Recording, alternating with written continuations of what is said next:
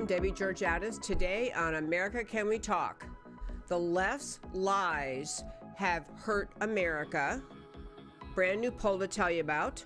Number 2, Candace Owens says America is not racist. We'll talk about that. And number 3, President Trump should veto a massive federal land grab bill that already passed Congress. Stay tuned. I am America, one voice, united we stand. Debbie Georgiadis, host of America Can We Talk, is an author, attorney, and political analyst whose mission is to inspire the American political conversation about preserving liberty in the best country on earth.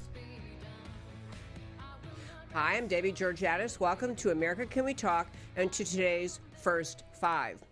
Directly after the State of the Union, a large organization did a poll of 1,000 likely voters in America. The poll was commissioned by a group called United in Purpose. Among the questions they asked likely voters in America was, do you agree or disagree that America is the source of most of the world's ills or problems, world's ills, political, economic, and environmental? So it was a wide range of ages of people they polled, of political backgrounds, race and ethnicity. It was really a broadly based poll. The answer given by 46%, so nearly half of the people who were polled, was that yes, they agreed that America is the source of most of the world's ills, political, economic, and environmental. That was a 46% answer. A 45.5 or 4 or so said no. But what's very, very troubling about this is that among many other things they polled, was essentially polling people about what do you think about America as a force for good in the world? What do you think about how we're doing as a country? Among these people polled, 70.8, so over 70% of people polled agreed that within America, anti-Americanism is on the rise. These are Americans agreeing, they look around at their own culture, their own country, and agree that anti-Americanism is on the rise. I'm going to be talking a lot over the next, I don't even know how long, about what is the reason that people in this country would end up saying that they think that anti-Americanism is on the rise, and they think that America is the source, the problem in the world with respect to with respect to political, economic, and environmental issues.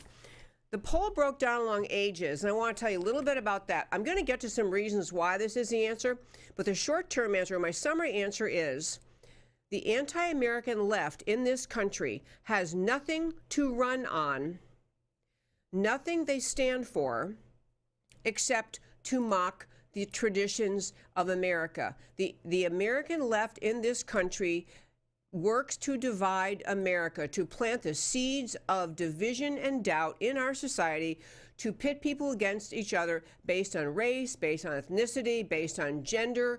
They work to create to foment anger and resentment and disdain for America because it is the only message they have left. They have nothing else to sell. They have no way to win your vote, no way to win elections in this country without trying to create within America, within the people of America, hatred and disdain for America. They paint lies, they tell lies about this country, and then you get to where the results of this poll shows you we are. We have many Americans down on, critical of, disdainful of their own country. It does break down along ages, and I'm just going to tell you a few differences among the ages. Among those under 55. I mean, there's all sorts of ways you can break down ages and race and education, but under those age 55, over half of them agreed. And again, the question they were asked was, do you agree or disagree that America is a source of most of the world's problems, political, economic, and environmental? Under age 55, 55% agreed. Over age 55, only 33% agree. You go an even younger demographic, those under 30, 66%. 66% say that America is the source of most of the world's problems. And these are likely voters. These are not, goofballs hanging around the street corner somewhere, likely voters. And so I could go on and on about the substance of the poll, but there are all sorts of other ways you can break it down. People more likely who support Trump don't think America is such a bad thing. And obviously people who are the Democrats more than Republicans, very, very critical, very anti-American in their thinking, very critical of America's place in the world. There are many places to point blame. The primary blame for this is not really because America is a bad country. That is not the right answer. It is not that these people are accurate in saying that America is the source of so many bad things in this country. In a moment, I'm going to do a brief list for you of all the astonishingly great things America has done in the world. But what I'm getting at right now is, why is it that people in our country, informed enough to be likely voters, to be participating in a poll, to answer questions, would essentially come out, nearly half of them come out saying America is a bad country, America is a country that is the source of the world's problems. One source of this lie painted by the American left is our education system. And if you go to I'm going to tell you, there's a big, long article written. I can't go into all the details of it right now, but on our website, americacanwetalk.org, I linked this article. The article traces over 100 years the changes in our public education system. Changes starting with 100 years ago, where we had people who were taught that America was founded, as the Declaration of Independence recited, founded as a country based on the primary notion that we're all created equal, that we have rights that come to us from God, given to us by God, simply because we were born, and that the country's purpose, the existence of America, the purpose of the country, is to protect those rights. 100 years ago, students learned this, the assumption God exists and God gives us our rights and government's not here to control us. That was the primary idea. Fast forward to now, children in our public schools are not only not taught those truths, not having those truths presented as the underlying reality of America, but even worse, they are presented with not just different data and different data points and different information, but a whole different worldview that is a left-wing, infected by left-wing thinking, antagonism against the idea of equality of all of us, against the idea of rights from God, against the idea that you in America have the right to live in freedom. Instead, the left-wing, socialist, communist, Marxist, call it what you want, mindset has infiltrated the public schools so that students are taught to think entirely from the perspective of a paradigm, group identity, globalist concepts of, is it fair that America is so prosperous?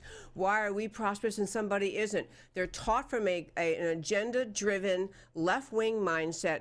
They cannot help leaving school not loving America. I urge you to consider what America really is, what it has done for the world. I'm going to give you the quickest run through of which could be an entire show or several entire shows of just listing the extraordinary accomplishments of America in this world, which apparently half of America doesn't even know or appreciate. But America, for example, is the power in the world that stopped the Nazis. We stopped the Germans back in World War I. We stopped the Germans and the Nazis and the Japanese in World War II at great sacrifice to ourselves.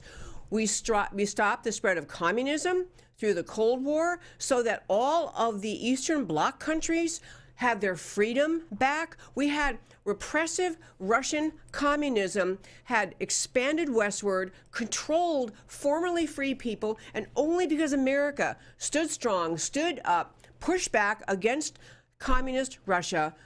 It wasn't a war we fought in terms of a military war, the Cold War, but we expended our resources, our intelligence, our assets of all kinds to push back against communist expansion. We brought freedom to the Eastern European countries. America is the most generous nation on earth, bar none. both with respect to how much we Americans as a country donate to the world to help with the poor, help with people who are hungry, who need housing, who need clothing, who need medications. America is the most generous country on earth. Every time it's studied, every time it's examined, the data comes up. Annually, this is a big study this one organization does. We're always the most generous. And we're the most generous personally. Individual Americans are generous because our culture is a good culture, a loving, generous culture. We're the most generous on earth to countries outside of America and to people within our own country. I'm going to probably spend a lot of time over this next month and maybe longer getting people to realize, number one, how extraordinarily great America is based on the ideas of our founding, and number two, how insidiously evil it is that the American left plants, cultivates, waters, encourages, and nourishes hatred of this country. Lies about America, about our culture, about our goodness, about our prosperity, about our care for each other. The left's lies hurt America. I'm Debbie Georgatos. This is America Can We Talk. We come back for approximately 3-second break and zip on to the next topic, which is Candace Owens at CPAC. She will back up a lot of what you'll hear from what she's saying. She's echoing a lot of things I'm saying here. So stay tuned. Debbie Georgatos, America Can We Talk.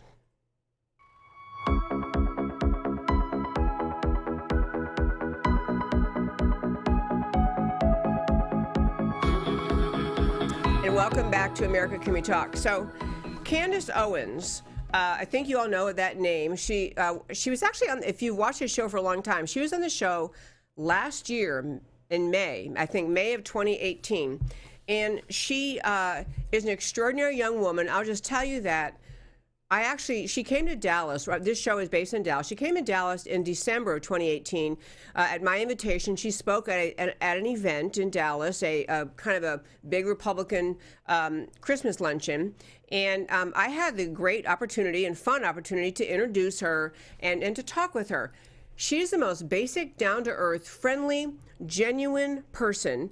And how she got where she is now. And if you don't know who this is, you're going to hear a lot from her in a moment. She was a big speaker at CPAC, but she's a young woman who started out her life, I mean, not in any famous way. She grew up in a relatively low-income family, but how she got started was she made a YouTube video.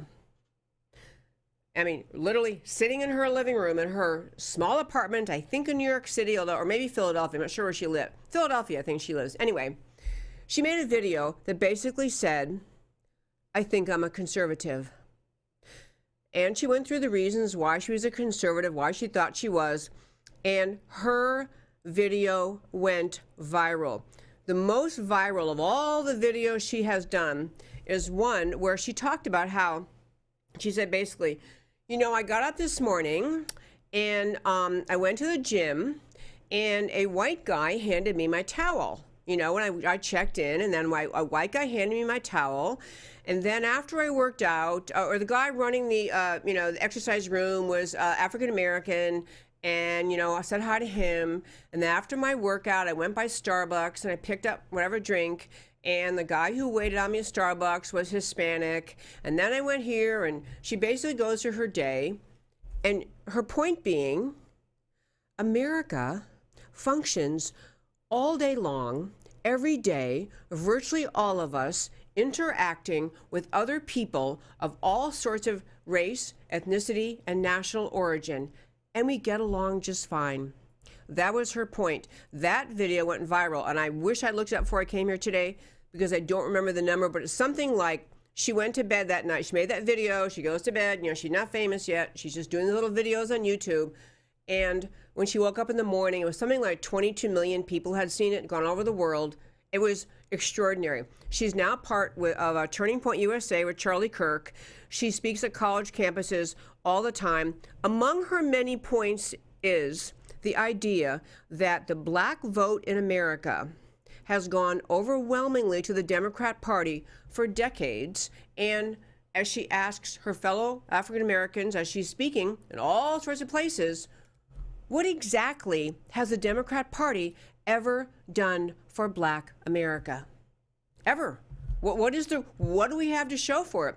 She is urging that conservative answers are the answers that the African American community needs in this country.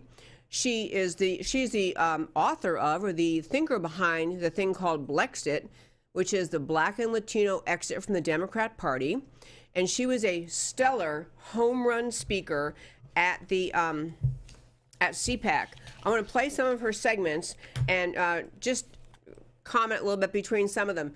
But I got to tell you, this ties back to my point in the first segment today.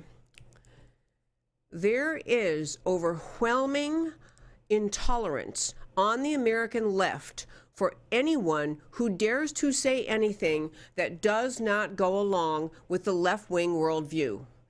The American left is the most intolerant, antagonistic political entity, political group in this country. They are brutal in confronting anyone who dares disagree with their message.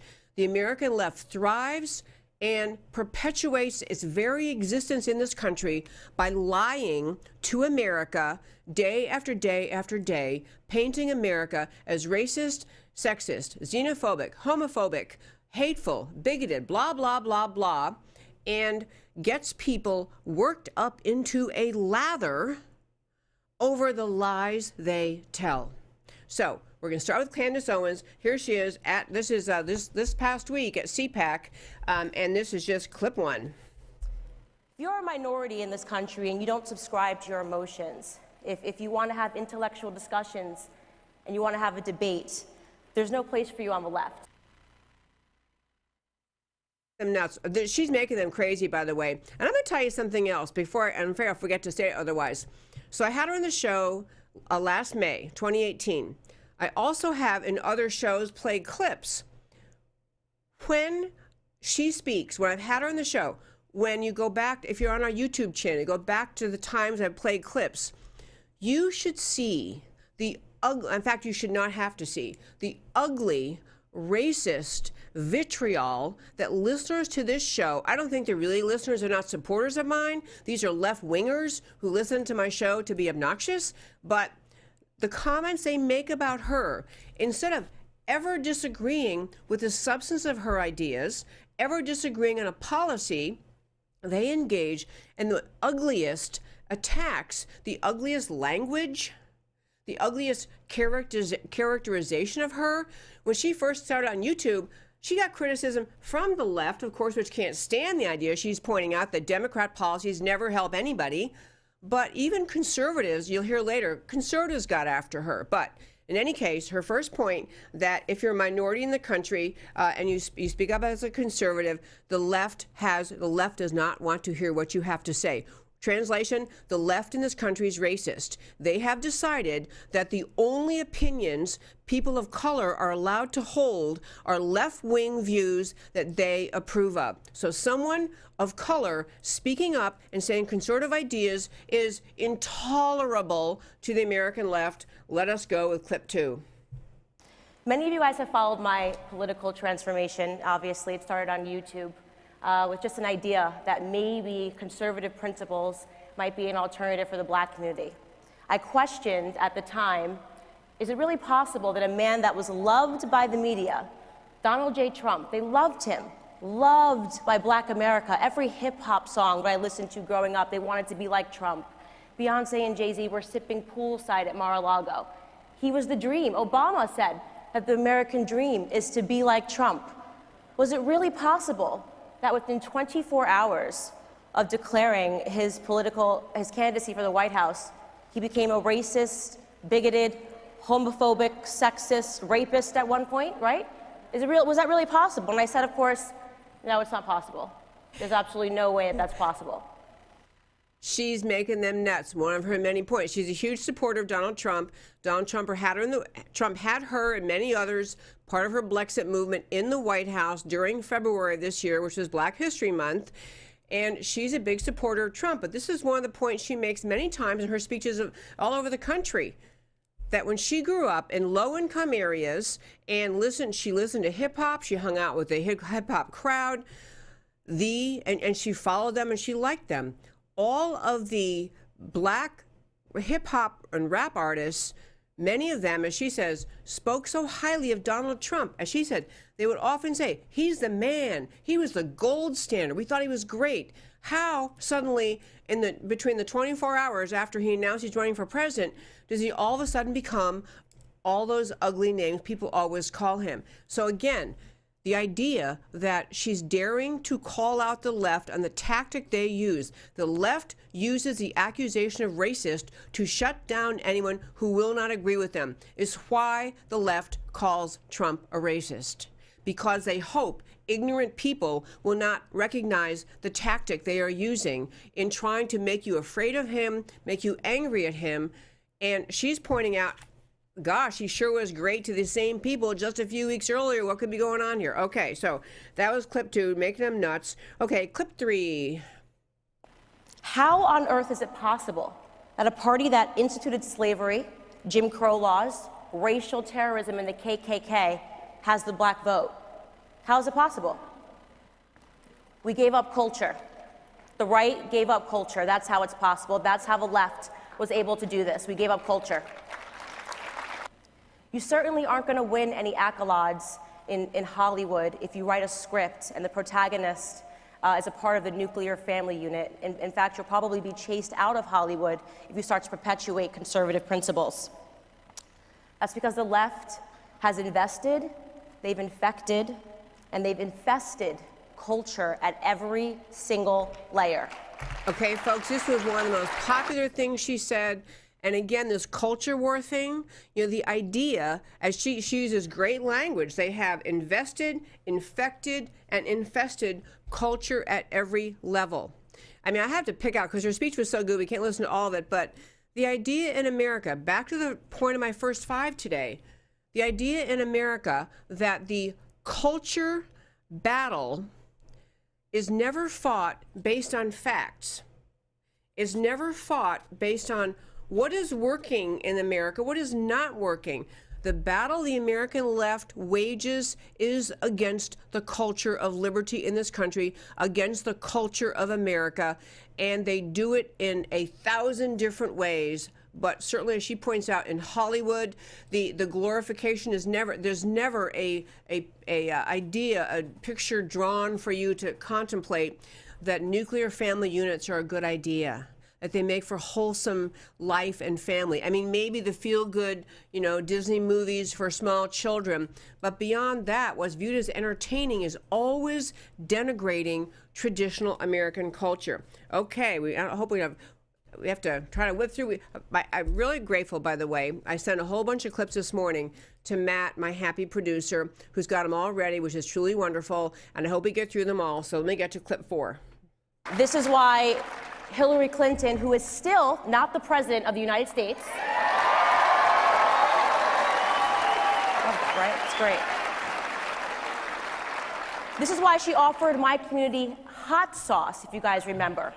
Hot sauce as a reason to vote for her. She offered us hot sauce, a Jay-Z and a Beyonce concert. She never talked to us about policies. The left never talks about policies because their policies have failed Black America for the last 60 years. The truth is that the left and the Democrats never, ever, ever, ever want to fix Black America because they stump on our issues year after year.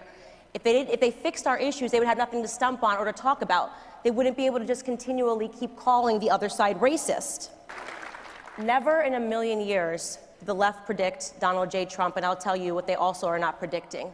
They never predicted a minority awakening. They never thought that they could ever lose the black vote, ever. They've taken our vote for granted for so long. I gotta tell you, folks, this kind of stuff, if you want to know what makes the heads explode inside the Democrat National Committee, inside the halls of Washington, on the Democrat side, in the Senate and the House, it is a beautiful, articulate, brave young woman speaking up and saying what literally thousands and maybe hundreds of thousands of Americans and maybe millions have realized for years. The left does not want to solve the problems of low-income communities. They do not want to solve the problems of Black America. They run on and gain power by perpetually arguing that America is a racist country, pointing the finger at the GOP and white Americans and corporate America and every other enemy they can conjure up. And the last thing the left can tolerate, as she describes it herself, I think, a Black awakening, an awakening of Black America that realizes the Democrats do not only that their policies don't help Black America, but that actually the Democrat power base relies on a sustained, impoverished, low-income segment of America to continue voting for them. Once people become self-reliant, once people figure out that America is a good country full of good people who want to help their fellow Americans, the Democrats have no voter base. The next thing, clip 5, was probably the one statement she made that got the most press out of anything. So take it away, clip 5. Truth number 1, America is not a racist country.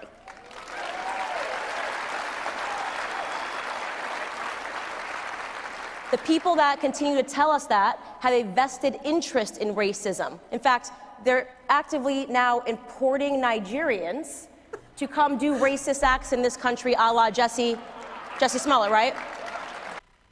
Okay, this line, when she said America's not a racist country, truth number 1, there were so many articles. In fact, I put one up, I think, on our website, americacanwetalk.org, homepage, under podcast, go down, list of links.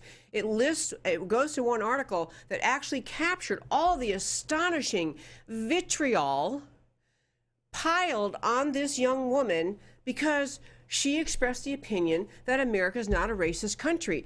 The left is saying you're not allowed to say that. You aren't allowed to think of yourself as a non-victim. You're not allowed to say that because of your color of your skin. You can't think something that the American left has not approved. That's what they're saying to her.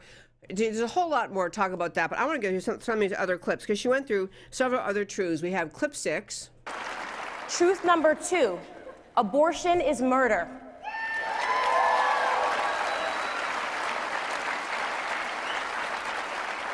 I ask myself all the time, doesn't it seem to you that progressive policies always lead to regressive results in the Black community? It's amazing, isn't it? Abortion, so progressive. They want to move that forward. We need abortion. We have Black women representing 6 to 7% of the population, and yet we account for almost 40% of all of the abortions that are performed in this country. In New York City, for those of you that don't know, more Black babies are aborted than born live. A hard-hitting truth is that the most unsafe place for a Black child is not on the streets, it's not when they see a police officer, it's in their mother's womb. The left needs God. Okay, this was another moment. I'm telling you, this was such a stellar speech. And she's going to come on the show again soon. I'm working with her scheduler because she is a sparkling bright light in the American political conversation. But her willingness to both speak about what is the reason? What is the reason? The left works so hard to legitimize abortion. And as you likely know, or I mentioned the show before, Planned Parenthood overwhelmingly places their clinics in low-income Black areas. And as you were hearing from her, the percent of abortions that are made up, the percent of abortions occurring in America that involve a Black mother are far, and there's whatever it is, 6 to 7% of America are Black women, but the number of abortions that occur when the mom is a Black woman is like 40%.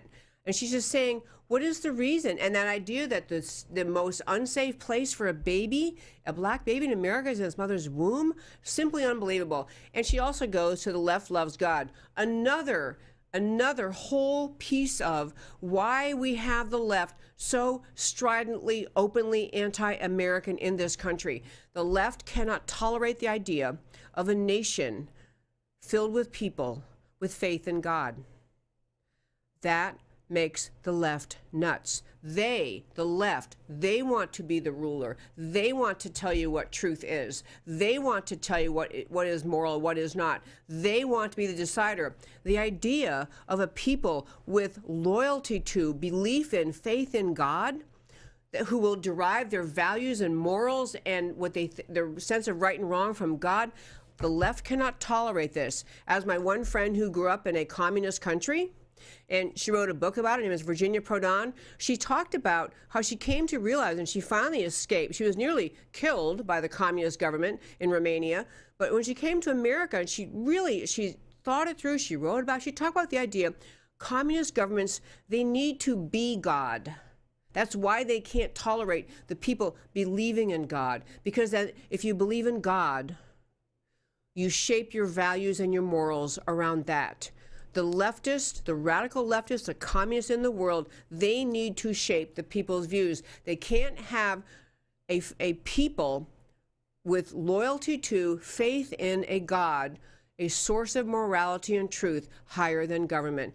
She goes into God more in this whole speech she gave. I can't do all of it today, but this is another piece that drives the left nuts, that she's actually talking about the place of God. I want to hit also clip 7. She talks about clip 7, you play it and then we'll talk about it. Truth number 3, racially motivated police brutality is a myth. It's simply a myth. But father absence is not. The number one issue facing Black America is that fathers have been removed from the home. It's that they have been incentivizing father absence. When the single motherhood rate jumps from 23% in the 1960s to a whopping 74% today, we have a problem. It's a problem that the left does not want to talk about. It is the destruction and the breakdown of the family. Again, making them nuts. We did a show, and I don't know when it was. You can go back to my old shows. I'm going to have her on again, but there's an author who's done an in-depth study about the incidences, the percentages, the actual facts about the allegation that there's excessive police brutality against Black Americans, that there's just a wave of an overwhelming and unreasonable number of instances involving white police officers killing young unarmed Black men. There are individual instances where police conduct is out of line, and we investigate that. But there is not true that there is a massive wave of police brutality against young Black Americans. The data will not bear that out. The data says otherwise. And this also makes the left nuts. They have worked very hard in this country to instill hatred of police, distrust of police, antagonism between the police and their communities in our country, and her willingness to call it out, basically saying police brutality against Black America is a myth.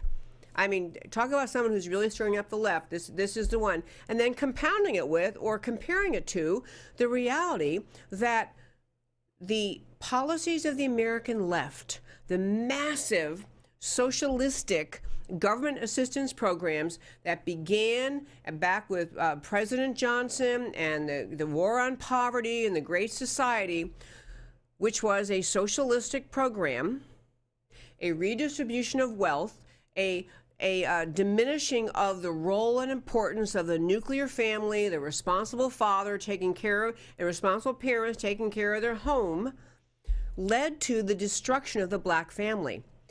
So many people in the American left point to the poverty and the challenges faced by children growing up in single-parent homes, and the data, again, overwhelmingly shows that children growing up in single-parent homes are far more likely to run into every imaginable problem children can run into, from bad grades to joining a gang to committing a crime to dropping out of high school to going to jail. And she's pointing out it is the left's policies that have destroyed the family. The left is not going to take this lightly, coming from anybody. Okay, one more. And that is clip 8, and then I'm probably going to have to cut the rest of them out because I want to get to something else. But clip 8 here, please, Matt. Truth number 4. There are 3.6 million Black children living below the poverty line.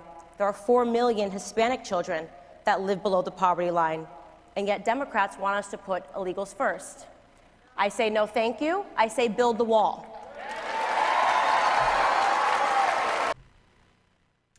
Again, if there's ever a spokesman, I'm just obviously really, really impressed by Candace Owens, grateful for her, and she's not the only one. She happens to be one who has captured the media's attention in part because she's brave, she's outspoken, she is fearless, she speaks truth plainly, and she's kind of fun.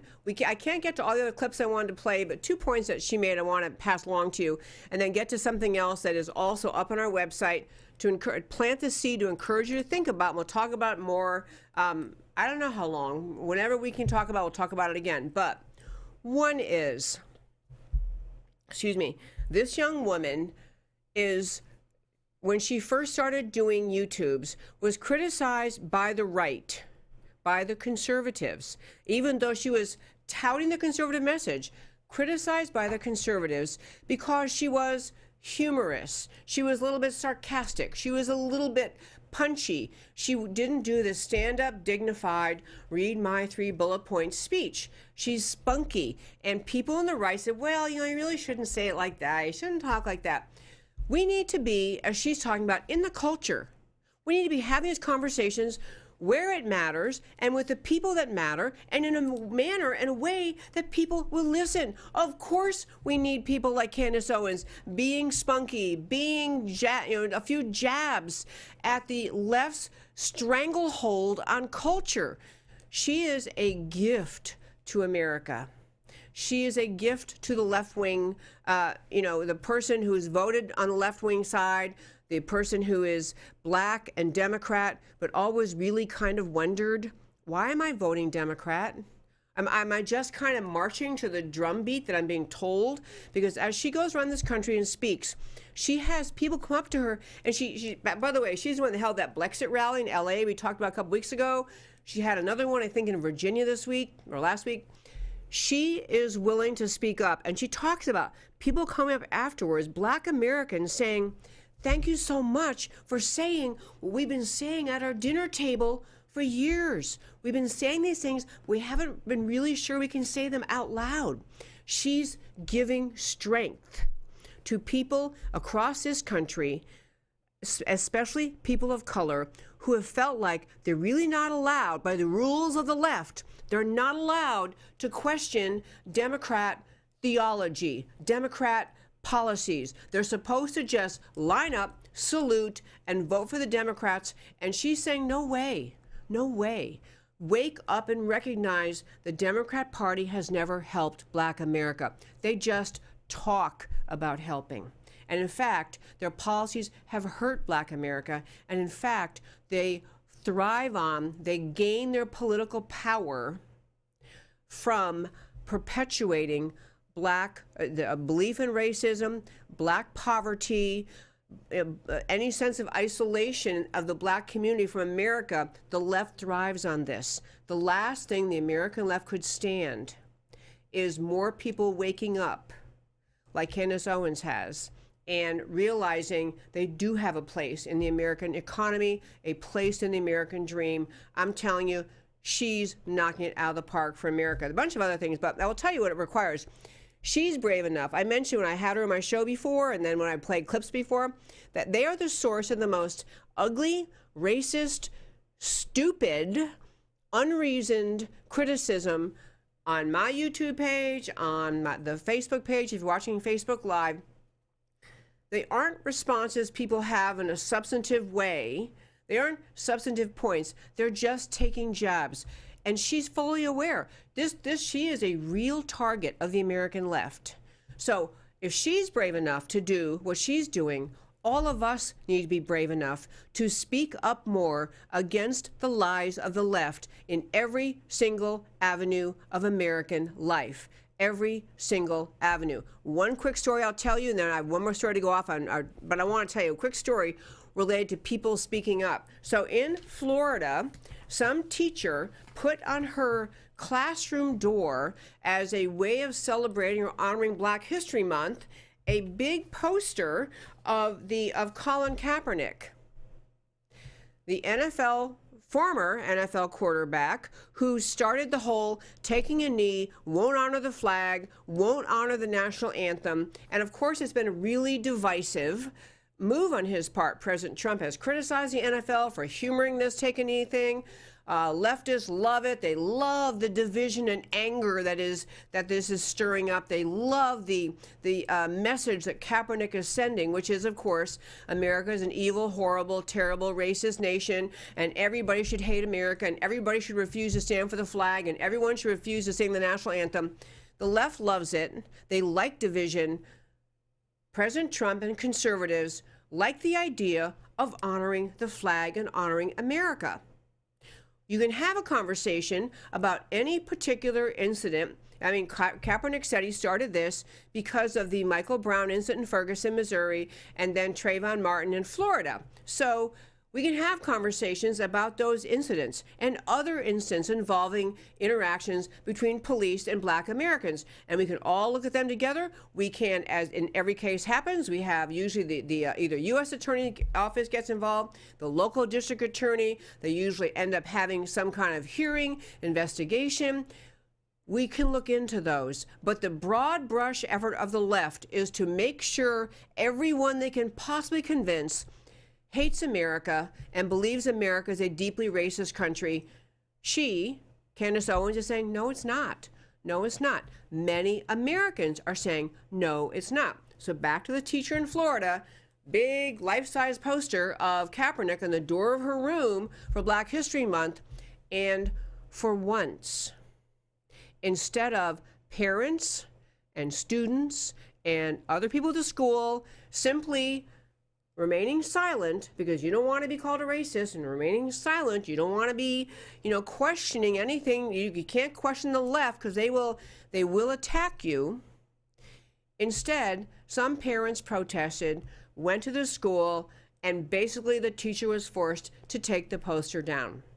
This is not a way to prompt an intelligent discussion, a thoughtful discussion by putting up a picture of a big poster of Kaepernick, who is working very hard to paint America as a terrible, awful, evil, racist place. So that was a Kaepernick story. That was one person or one incident where we had some people standing up for the right idea of America. Now, my happy producer, Matt, over there, gave me the 5-minute signal. I think it was only like 1 minute ago, right? No, he's laughing. Okay, I have one last story.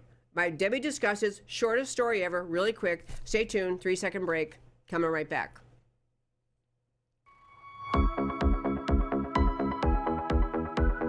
So, the last little story I want to do today, because today had a lot of controversial issues, so I'm going to hit one that really shouldn't be that controversial, but if you ever have read about any of the information about how much of land in this precious country the federal government owns, it's kind of mind-blowing, actually. Kind of mind-blowing.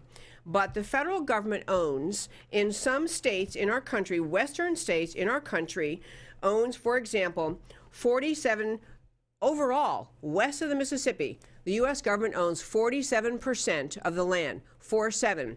In 3 states, Oregon, Utah, and Nevada, the majority of land is owned by the federal government. Now, a lot of this came by kind of naturally and not because of land grabs. This came up because over time, as America expanded, back to our founding, we expanded. There was land we acquired, purchased, claimed, whatever happened. The government owned it, and for many reasons, over the years, they would lease it to ranchers. They would, they would use it in a good way. But the federal government still owns massive amounts of land in America's West. Contrasted with in the east of the happy Mississippi, it's something like 4% of the land the U.S. government owns. So massive, massive land owned by the federal government in the West. So the very brilliant Steve Moore wrote something that I want to just tell you about quickly because it's kind of interesting. It's one thing if the government owns the land because we expanded, as the country grew, and it just worked out well to own the land. It's an entirely different thing what the Congress tried to do last week. in the House, the U.S. House, run by the Democrats, of course, they're happy to expand in any way possible the federal government's power and control over everything. So they passed some environmental thing urging the federal government, setting up so that the federal government gets $9 billion with a B as in boy, $billion every 10 years to continue to purchase more and more and more land. $9 billion every 10 years. The Senate, asleep at the wheel, too much going on, no time to dive into the details. The Senate passed it. So what Steve Moore is saying, President Trump should veto this bill. And I got to tell you, this might seem, in the grand scheme of issues we talk about in the show, from, border security and military funding and tax levels and, racial tension in our country and Candace Owens, this might seem like a minor issue.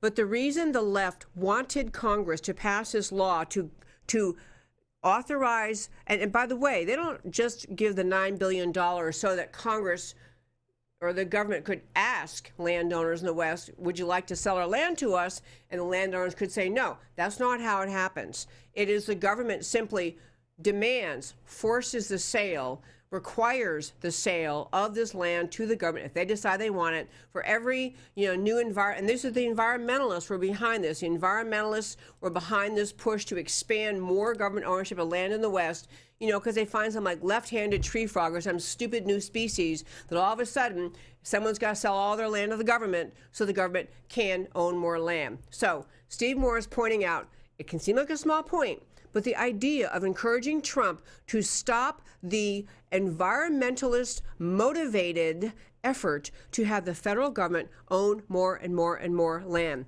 It's a great point. Probably Trump would never have noticed this bill except for Steve Moore wrote this piece. I like the idea of stopping the environmental extremists who live on the American left, who like nothing more than the government to own everything in this country. I like the idea of saying no to this push to have the government forcibly purchase from landowners more and more land in the American West. They own enough. They already own enough. I'm Debbie Georgatos. This is America Can We Talk. I love talking to you every Monday through Thursday, 3 p.m. Central Time, Facebook Live, YouTube Live, my website, americacanwetalk.org. Would love to have you follow me on Twitter at Debbie Can We Talk. Like this Facebook page, review this page, share these show segments, subscribe on YouTube. Help me get this message out in every way we can about the extraordinary importance of preserving and fighting to preserve this most precious experiment in human liberty, United States of America. Talk to you next time. Thanks for listening.